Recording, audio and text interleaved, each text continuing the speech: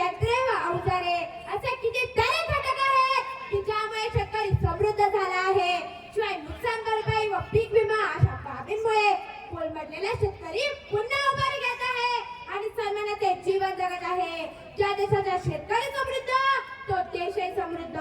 पूर्वी खेडोपाडी लोक टोंबेल घेऊन उघड्यावर स्वच्छ जायचे. त्या स्त्रियांचा अंतर विचारू नका हो.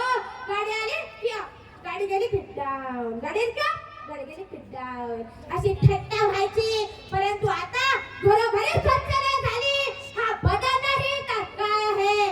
भारतभर रेल्वेचे जाळे पसरलेले आहे.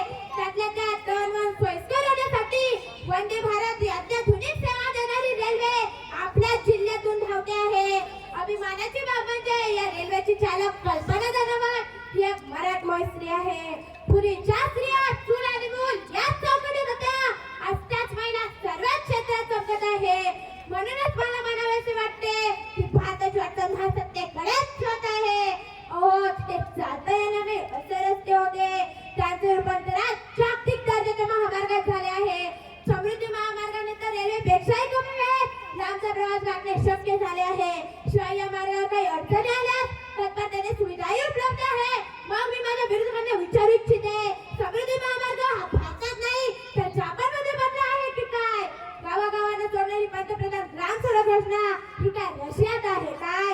मग ही महासत्तेकडे वाटतं नाही तर काय आहे. आज आयटी क्षेत्रात भारताचे नाव अग्रगण्य आहे.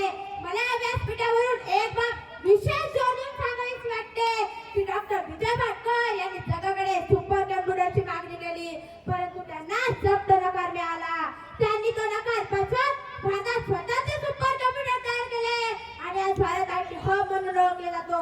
मग ही जागतिक महासत्तेकडे वाटतं नाही का हो. कोविड-19च्या महाकाराक्षात समस्त मानव जातील व्यंगृत गुन्हे पाहत असताना भारताने स्वतःची जागतिक दर्जाची लस तयार करून या महामारीशी झुंज दिली.